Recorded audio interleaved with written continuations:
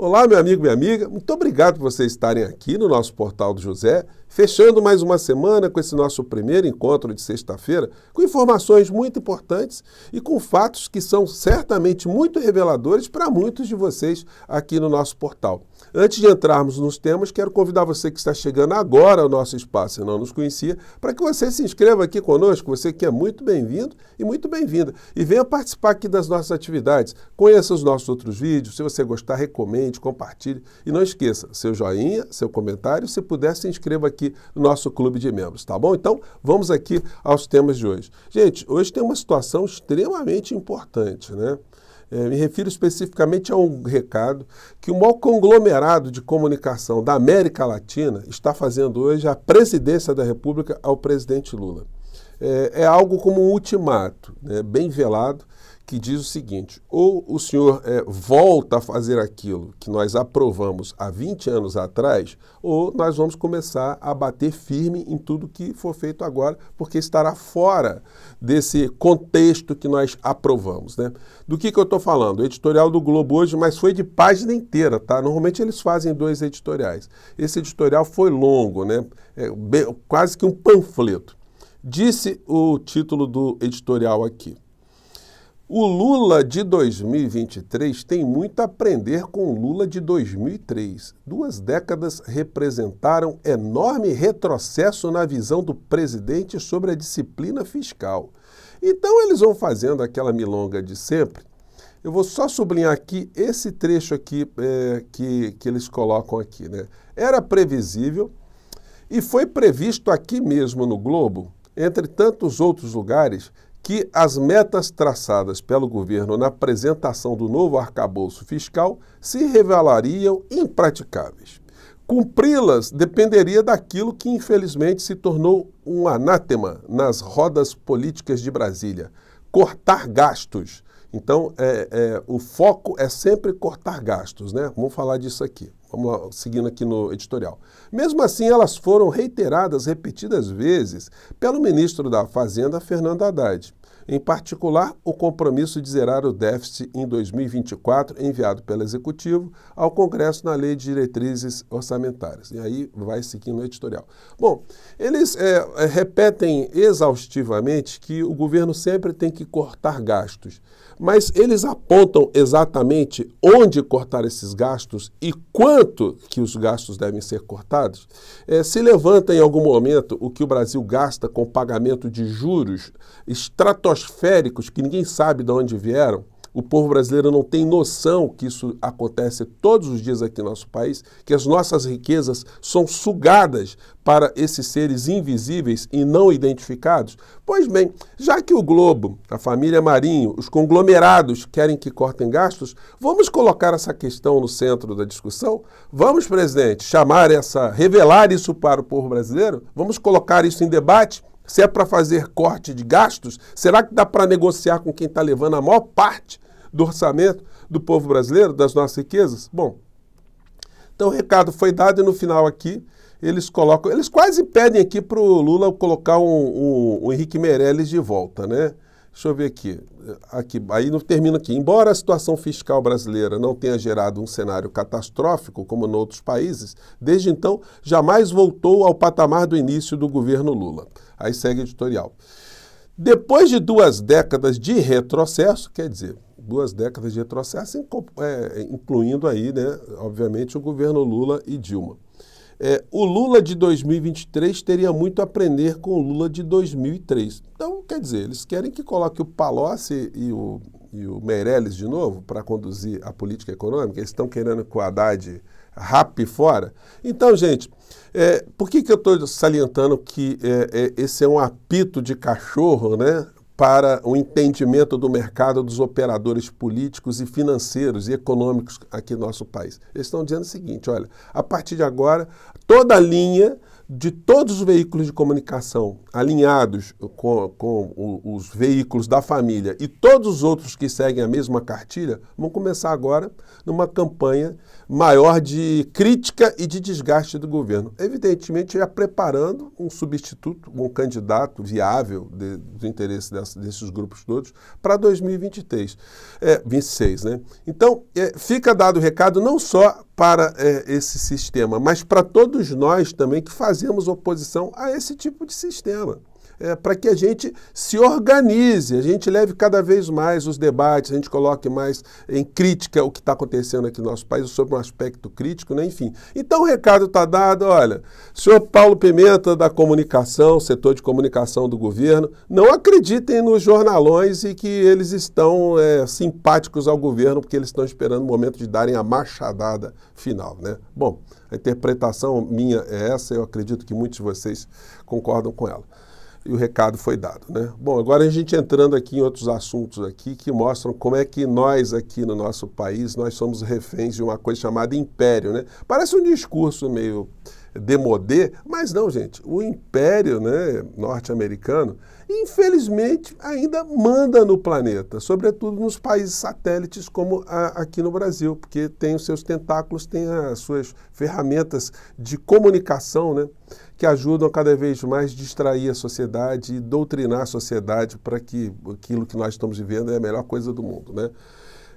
Por que eu estou dizendo isso? Porque foi votado na ONU, mais uma vez, o fim do embargo que os norte-americanos, que o governo norte-americano faz a Cuba, que não faz mal a absolutamente ninguém. É um país pobre e cercado há décadas, que não tem direito de fazer qualquer tipo de relação com nenhum outro país sobre o aspecto econômico. E aí o país fica numa situação absolutamente esgotada e aí se coloca a culpa no regime. Então o que eles fazem? Esgotam mais ainda o regime para fazer com que haja uma subserviência ao modelo democrático que os norte-americanos dizem que deve ser seguido. É o modelo de democracia, aquilo que acontece nos Estados Unidos. O que acontece em outros países não é para ser aceitado. Então a notícia é: a Assembleia Geral da ONU aprova a resolução que pede fim aos embargos econômicos dos Estados Unidos sobre Cuba.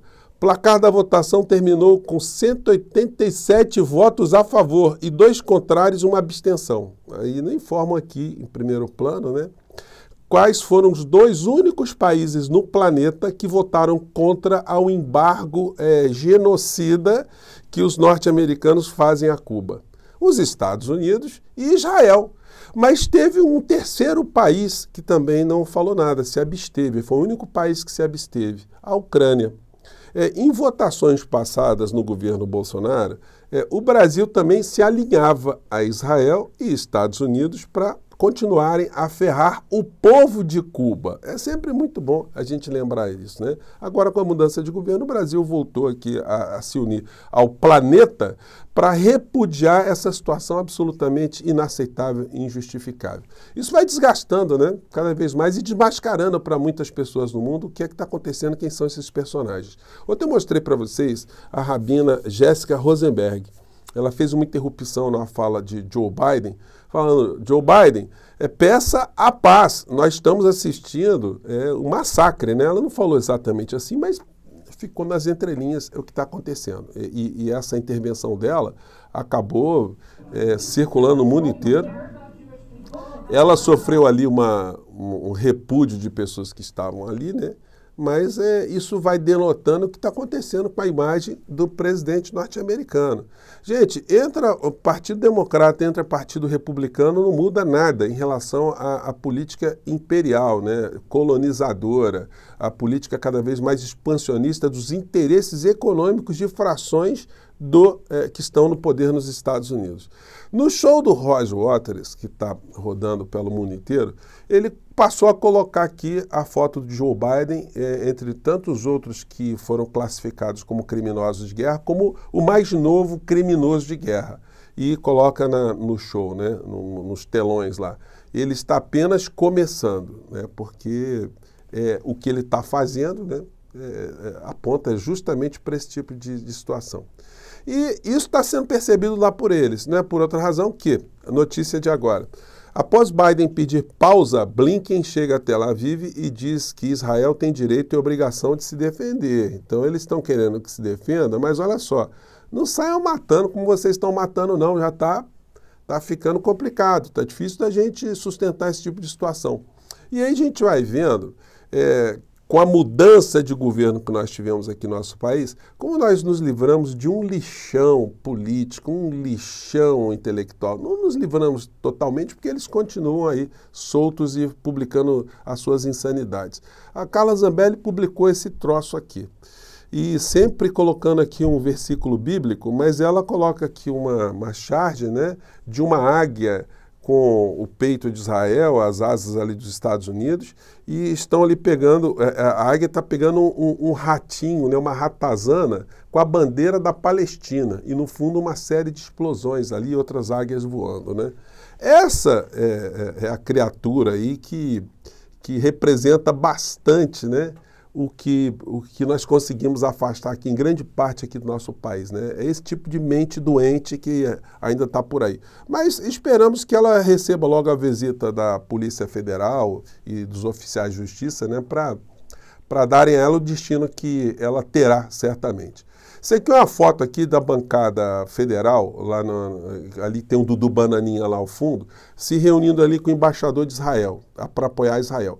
Eu pergunto para vocês, algum desses, me desculpa a expressão, canalhas, pediu para que Israel, o ex-presidente da República, já aquele amigo de Benjamin Netanyahu, que libere logo os brasileiros que estão presos, estão retidos na faixa de Gaza? Vocês viram alguma manifestação de solidariedade com os nossos irmãos brasileiros que estão lá? Não. Aí, gente, esse é o tipo de canalice e subserviência dessas figuras, não a um tipo de ideologia democrática, não, é um grupo de pensamento que expõe o tempo todo pensamentos extremistas que, no final da história, só resultam em ódio, guerras e destruição. Bom, já comentei com vocês também sobre algumas situações econômicas que estão por trás, como, por exemplo, se assenhorar da bacia de gás na faixa de Gaza, né, que rende muito dinheiro, né? Enfim, e hoje eu descobri mais alguns assuntos que eu quero compartilhar aqui com vocês. A matéria diz: Israel trabalhará com Egito e Palestina para desenvolver campo de gás em Gaza. Isso já foi em outro tempo, né? Quem está coordenando esse conflito todo por parte de Israel é o senhor Benjamin Netanyahu, de extrema direita, acusado de corrupção. E aí a gente enxerga aqui nesse site, aqui, no Oi Change International, tem uma matéria que está traduzida para o português, que é de 2009, 18 de junho de 2009.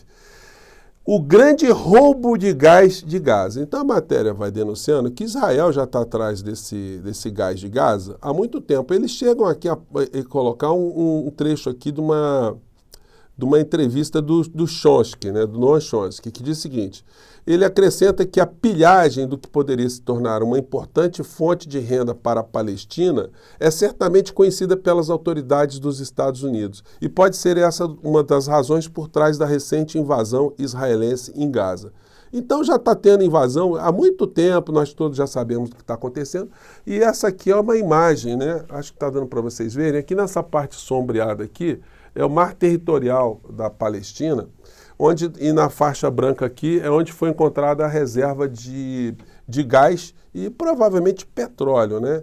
E com a limpeza ali que Israel está fazendo da faixa de Gaza inteira, pelas razões que a gente está vendo, né, que estão sendo noticiadas, sempre para levar a democracia, para acabar com o terrorismo, enfim, no final da história vai ter essa questão para ser administrada. Aí eu gostaria de fazer uma pergunta, se eu tivesse numa coletiva com o senhor Benjamin Netanyahu, aliás, duas, né? Em primeiro lugar, é o seguinte: senhor Benjamin, quem é que vai reconstruir a Palestina? Já tem empresas aí que vão fazer isso? São empresas da Palestina? São empresas que estão lá na Cisjordânia? Ou são empresas de Israel, do conglomerado aí que apoia, que estão junto com os Estados Unidos? E outra coisa, quem é que vai explorar o gás na faixa de Gaza depois que vocês tiverem matado todos os terroristas, cercado todas as pessoas, tiverem, enfim, levado, enfim, a paz e a democracia para a Palestina inteira. Quem é que vai administrar isso? Então, gente, é muito complicado, né? Eu já mostrei para vocês aqui as conexões via o Steve Bannon. E para finalizar aqui, sempre lembrando, né? Quando tivemos o bombardeio no Iraque, as empresas que ficariam com o espólio, a reconstrução e a exploração de petróleo já estavam negociando com o governo norte-americano. O governo norte-americano só executou o bombardeio e depois, quando veio o espólio para ser administrado, quem administrou foram as empresas ligadas ao governo americano. Aqui a foto, né, que bota aqui o Sr. Dick Cheney atrás do George Bush, filho, que de fato era uma espécie de biombo, né, que escondia ali por trás quem de fato estava mandando nas ações do governo norte-americano. Bom, são situações que eu queria trazer hoje para as considerações e as suas reflexões e a gente volta mais tarde aqui com mais um Portal do José, tá bom? Mande seu comentário aqui para o nosso portal. Quem é que vai ficar com as riquezas ali do povo da Palestina e quem é que vai reconstruir a Palestina? Você tem palpite? Espero você. Tchau.